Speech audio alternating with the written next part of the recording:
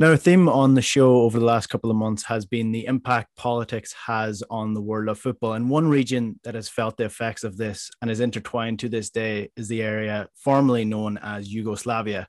Now they are Croatia, Serbia, Bosnia and Herzegovina, Slovenia, North Macedonia, and Montenegro. To discuss this, I'm joined on the line by Jelena Dureinovic. Jelena, thanks for joining me today. Thank you for the invitation. So before we get started, let's get an introduction to yourself. What's your basis and what's your knowledge in this topic? I'm a historian of Yugoslavia and the post-Yugoslav space, and this is actually my full-time job. I work at the University of Vienna in Austria, but football and its relation to both history and politics in Yugoslavia has been like kind of my hobby and passion as well. So this is something I deal with. I tend to write a lot of different magazine articles about football in both Yugoslavia, but also in the post-Yugoslav space. Yeah, and I actually read your article in the Irish publication Poke My Goal. That's how I found you. So it was Football Against All Evil was the piece, if you want to check that out. I think a lot of people would be roughly aware of what Yugoslavia was, but a lot of things have changed, and it's even changing to this day. I had to almost stumble across the North Macedonia part because I think that's only recent that it changed to North Macedonia. So can you just give us a brief history of Yugoslavia in terms of who they were and what changed and the time periods of which change happened in the region? So Yugoslavia was established in 1918 as the Kingdom of Serbs, Croats, and Slovenes, but it adopted the name Yugoslavia, the Kingdom of Yugoslavia, in 1929. This region is involved the present-day countries Slovenia, Bosnia and Herzegovina, Croatia, Serbia, Kosovo, and North Macedonia, and Montenegro. You always forget about Montenegro for some reason. And the Second World War was the crucial moment, and we will be talking quite a lot about the Second World War, I think, in this conversation, because the first thing that happened was in 1941 that this Kingdom of Yugoslavia was basically smashed by the Axis occupation powers. And this was also the time when Yugoslavia, as a socialist federation of these countries that I mentioned, emerged. So during the Second World War, the struggle of the Yugoslav partisans led by the Communist Party of Yugoslavia against both occupation and domestic collaboration was at the same time a socialist revolution. And we refer to it as the People's Liberation War, and this is where socialist Yugoslavia came to being. And as probably most of your listeners will know, socialist Yugoslavia disintegrated through a series of very violent armed conflicts involving mass atrocities against civilians, genocide, and they took place in Croatia and then in Bosnia and Herzegovina, in Kosovo, and eventually also in North Macedonia. And these legacies are still very much visible and tangible in the post-Yugoslav societies, in politics, in everyday life, in popular culture, and of course in football. Mm. And in terms of the World War II and the Axis struggle, in terms of the Allied struggle, was Yugoslavia, since it was socialist, would have leaned towards communism, or was it socialist? Because I know a couple of clubs have taken the Red Star of communism as well. So where do they stand on that? Well, I mean, the partisan struggle was led by the Communist Party of Yugoslavia. We refer to socialist Yugoslavia as state socialism, but you can also call it the communist regime. And I think if you look at especially at the history of communism and workers' history in the region of Yugoslavia, it is not only the Second World War and the post-war period until the 90s, which is important, but also the interwar period in the Kingdom of Yugoslavia, where the communist movement emerged, and where in the sphere of sports, different workers' clubs also emerged that were like kind of places where the communist illegal activities took place and how communists also got organized. Okay. Football, like in Yugoslavia, like many regions, was very influenced by Western culture and the British sailors coming over into the Adriatic Sea with with trade, and that's generally how football spread across the world as well. I remember I spoke a couple of weeks ago to a journalist in Russia, and that's essentially how football started in Russia as well. In terms of football during the World War time, 1940s, what was it like in Yugoslavia? So, as I said, first thing we have to understand is that football played a very important role during the interwar period. And but also it was because it was the crucial aspect of kind of interwar workers and communist history, where the already mentioned worker clubs were places where illegal activities took place. And then naturally, many of them joined the partisans in 1941 when the uprising started. And here we have, during the Second World War, during the parallel also socialist revolution that was taking place, football was kind of the inseparable part of the establishment of Yugoslav state socialism during the war. And what was really interesting that during the whole madness of the wartime, the Yugoslav partisans kind of found time to play football in their pastime, you know, and it was probably the most popular activity in the territories liberated by the partisans. And there are many examples of different games that were played by the partisans in various towns or villages, regions that they liberated. And it was also kind of a way to celebrate victories. So there were these like small games that took place across the country. But of course, the Communist Party of Yugoslavia established its headquarters after the capitulation of Italy in 1943 in Croatian island of Vis. And this is also where the partisan soldiers basically started playing football against the Allies. And there were various tournaments, which is like really interesting if you look at it as a part of this world war where people are playing football. And in 1944, this is also where Hajduk from Split, the club was revived as the official team of the Yugoslav resistance movement and kind of the official team of the Yugoslav revolution. And of course, like after the war, also football still served the revolutionary role, and football teams and players were often ambassadors of Yugoslav state and regime. There was like some kind of football diplomacy going on where teams traveled across Western Europe, but also across the world, non-aligned countries in Africa and Asia, and represented the Yugoslav state. Split is an area that's quite interesting because you have two clubs. You've got Hajduk and you've got RNK. I think we'll touch on Hajduk later on the show because they come into modern day football a little bit more. But let's talk about RNK because that's actually the club that you focused on in your piece for Poke My Goal as well. And they seem to be quite an interesting club at this period of time, especially.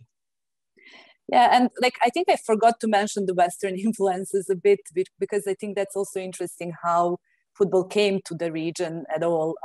And I would just maybe shortly mention that it was mostly the urban elites who were studying in particularly these Central European cities of Vienna, Budapest, and Prague, who kind of brought football back to the region.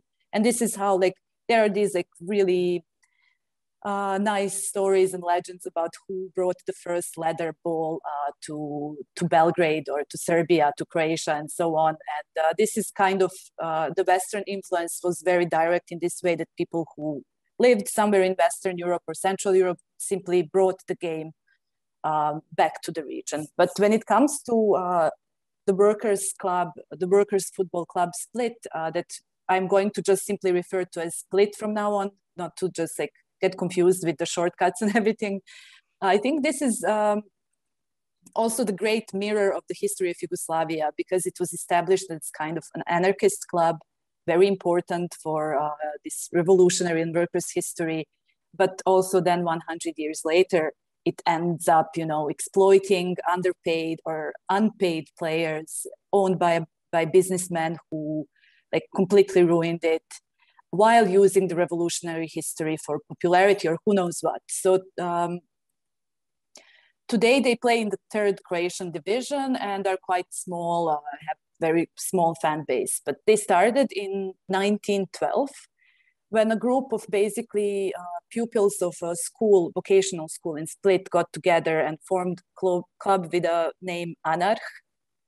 And they, it wasn't really, they did call it to play football against all evil, as like this is very often quoted, and this was also the name of my piece. But it wasn't like, it didn't emerge from some kind of organized political movement. It was just young boys who got together and who were into anarchism, and Split, with docks and being a workers' city. It wasn't really strange that the club was established like that.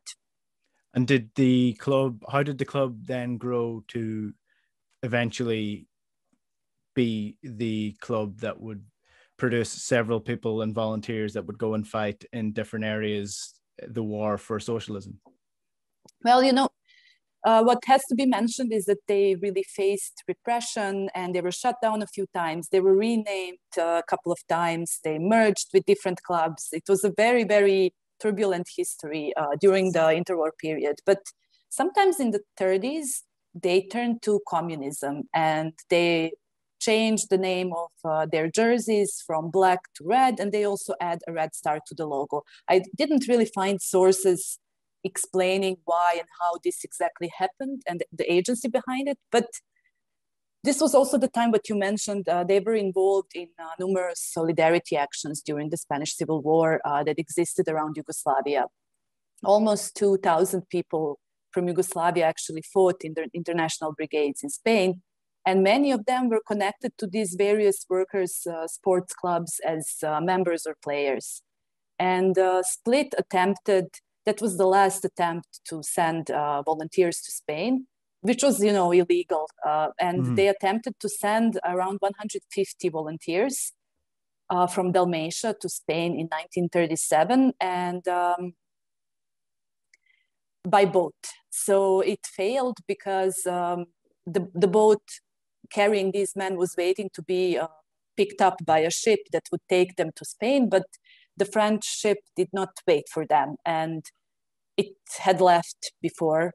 So what happens is that instead going to Spain to fight, the men ended up on one of the islands near Split, and the locals informed the Yugoslav authorities. And being a communist and being involved in any kind of leftist politics in the interwar period was not really safe thing to do, and the Yugoslav authorities were really brutal in repressing it. So they informed the authorities, which means that these men ended up being arrested, and they were kept in prisons for around 6 weeks, according to the sources. Okay.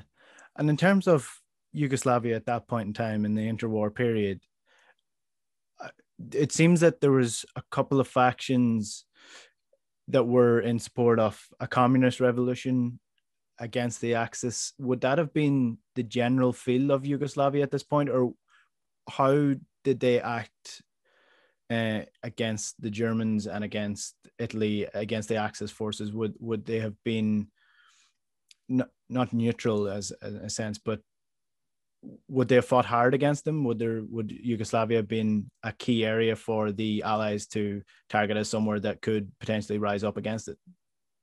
Well, when Yugoslavia was occupied after April 1941, which is when the Second World War started for Yugoslavia, it was completely dismembered by various Axis forces and their collaborators. So various parts of Yugoslavia belonged to either Germany or Italy or Hungary. And then the independent state of Croatia was this like domestic Croatian fascist puppet state that also existed. And the People's Liberation Movement, so the Yugoslav partisans, they were the only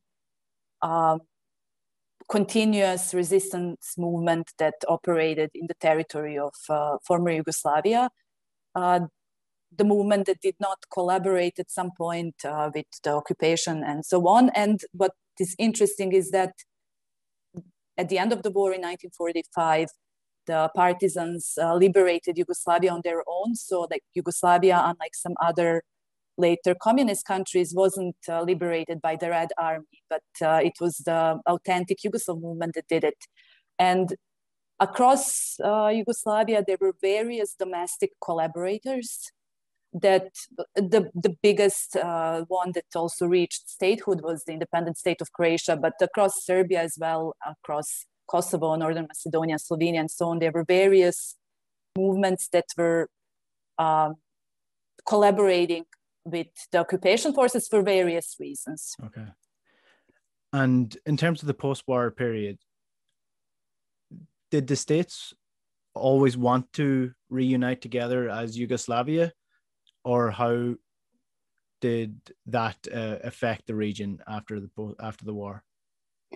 Yugoslavia was established already during the war in 1943, officially by the People's Liberation Movement at a meeting in the territory of present-day Bosnia and Herzegovina. And there were various groups that went into forests and that continued fighting the Yugoslav authorities and the army. But there were no serious movements to separate from Yugoslavia. Of course, there were, especially in political immigration, because many of people who didn't want to face retribution for their wartime collaboration fled to the United States, to South America, obviously, to various countries. And they also, some of them did work in using various means to have their statehood back, to have their independent country. But as we know, this did not succeed until the 90s. What about football in the post-war then? How does it recover? Well, I think after the Second World War, so football played, as I said, very important role. And some of the clubs were shut down because they were not considered to be appropriate for the socialist regime that was emerging. And some of the interwar clubs were simply renamed but kept. And I think the most known examples of the clubs that were established by the regime and its various aspects after the war are the Red Star and Partizan from Belgrade, who both of the clubs, Partizan was, for example, established by the Yugoslav People's Army. It was kind of the army's club. And the Red Star was established by some kind of youth association. So there were various, there was a really, really rapid process of building stadiums, providing infrastructure for sports. And many of these sporting associations that involved football clubs were established across the country.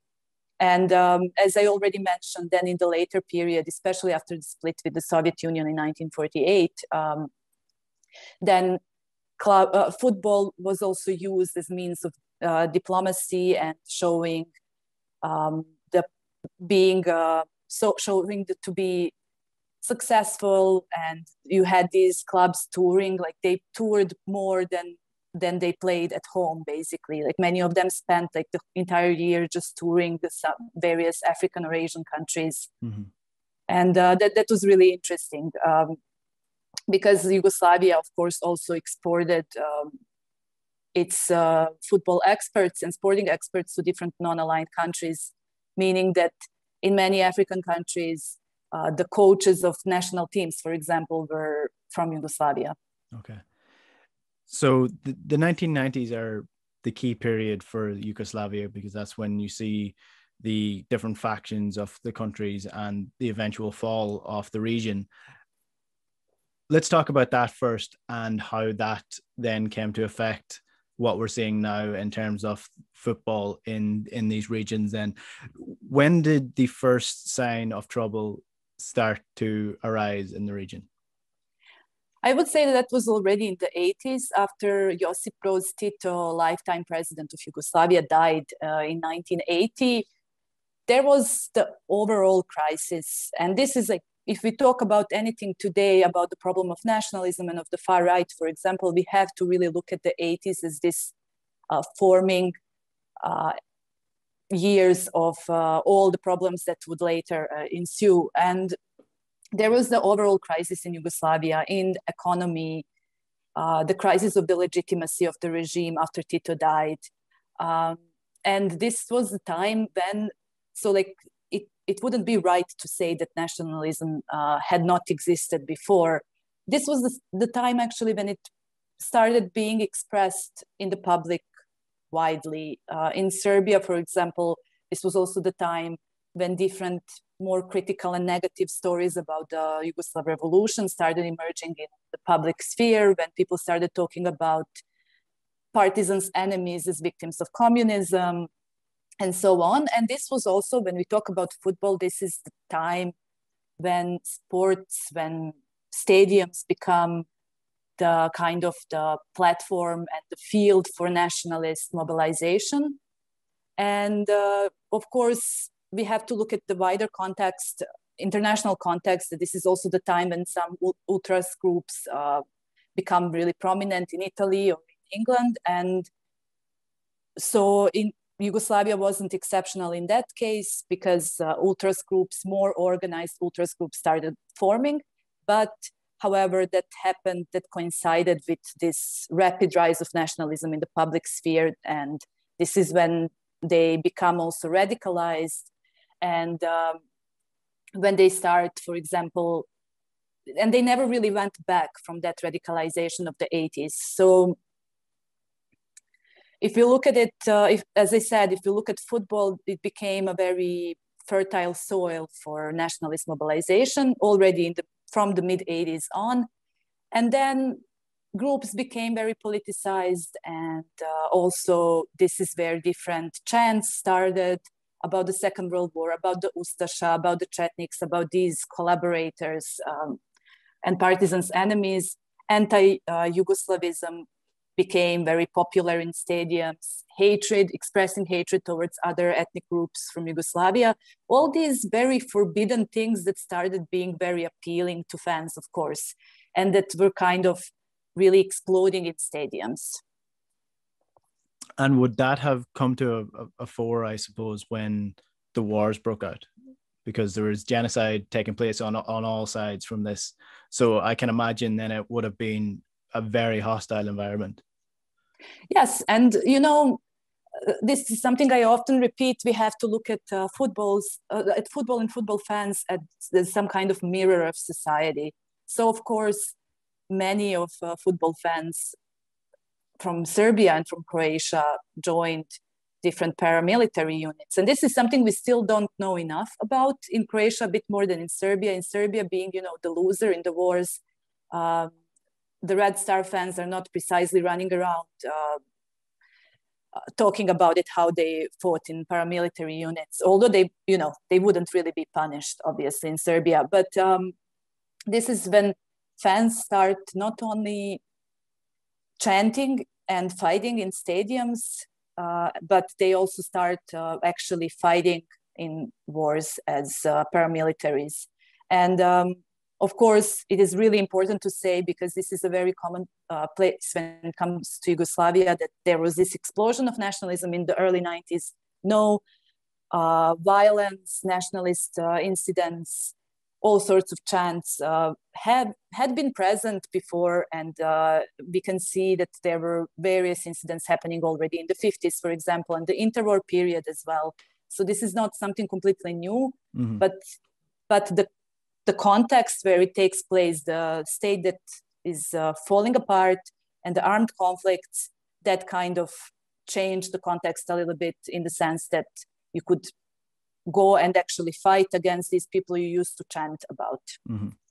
One thing that I found really interesting about this, and it sort of touches on what we spoke about with Split, was the rise of fascists and fascism chants when it came to Croatian football and some of their far right supporters and hooliganism. Because of the background of Split and their anarchist roots and their socialist roots, it took me as surprised by Hajduk and their link with the fascist movement. So can you just explain where that comes from? Yeah, well, I think if you look at fascism and the problem of the far right in the post-Yugoslav space in football, you have to understand the very basic thing that all of these fan groups wanted to escape Yugoslavia, everything that's related to Yugoslavia, even the clubs that still bear names, partisan and Red Star, given to them by the Yugoslav regime. And so in this, like the great escape from communism and Yugoslavia and its legacies, they embraced various Second World War enemies of the partisans. In the Croatian case, and this is with Hajduk, obviously, and Dinamo and many others, it's a wider phenomenon. It is the Ustasha, the wartime fascist puppet state in the service of Nazi Germany that was also responsible for the Holocaust in the territory of the independent state of Croatia, genocide against Serbs, against Roma, repression, killings of political enemies, and so on. So this is what happens, like trying to escape Yugoslavia basically means embracing something opposite to that. And in the Croatian case, that's the Ustasha. In the Serbian case, that's the Chetniks, obviously, as well. And if you look at the sphere of football in Croatia, particularly, there is the slogan, Za dom spremni, ready for the homeland, which was the slogan of the independent state of Croatia, so Ustasha's slogan, basically. And this is also a very common place among fan groups, among national team followers and fans, and it is considered as some kind of expression of patriotism. And there are always some kind of scandals about it. You probably know when Croatian player Josip Šimunić in 2014 wanted to celebrate qualifications, chanting this with fans. There are always some kind of punishments. And maybe because of that, it is not so much common anymore when it comes to the national team. But this slogan is crucial for club football. And this is what you will see most of fans chant. And this brings together the Second World War and the 90s, because in the 90s, this slogan was also revived during the war in Croatia. And for Serbia, and we will talk about it, this most important commonplace is Kosovo. Okay, and can you explain, because I actually forgot, I left Kosovo out when I was introducing the show, and in terms of Yugoslavia, because that's a relatively new area as well. Can you explain that link with Serbia and Kosovo and why they might be at loggerheads?